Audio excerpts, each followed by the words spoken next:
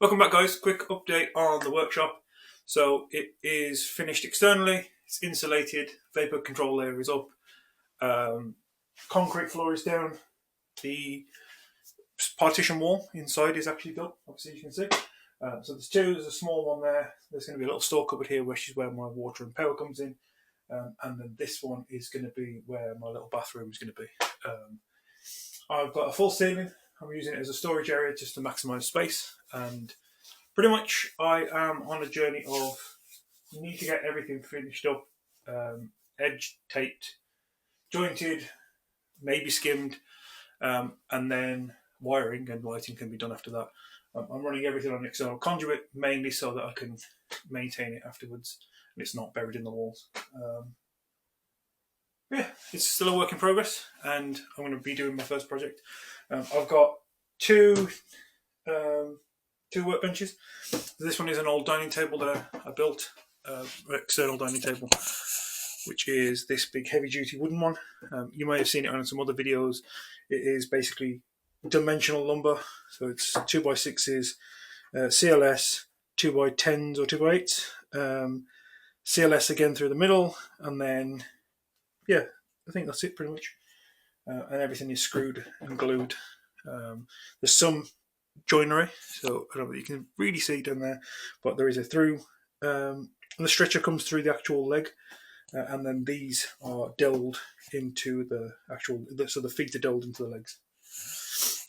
And this workbench is a work in progress. It is a OSB top.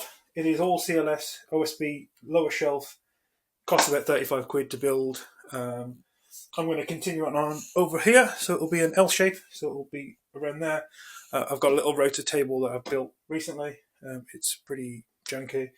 It's just a piece of MFC with a hole cut in it, 4 screws that go to the rotor base, and it's screwed to the top of this. But yeah, at the moment we are going to crack on. I need to build a dining table and I need to build 2 benches for the house for Christmas. We have a small folding table at the moment and 4 chairs. Well, 3 chairs, 1 broke. And yeah, so this is just a quick update. And the next video series will be building these benches and building the table. The benches I'm going to do in two different videos. So the first video I'm going to do is use all the tools I've got. Got a brand new table saw. Well, not brand new. It was new to me. DeWalt table saw that was given to me quite recently. And I've got that at my disposal. I've got obviously my miter saw, all of my tools. Got a little tiny drill press over there, but I won't be using that. But the second video I want to use just your conventional tools that most homeowners will have. So it might be a circular saw, be a drill, be a hammer, it'll be handsaw, maybe a palm router.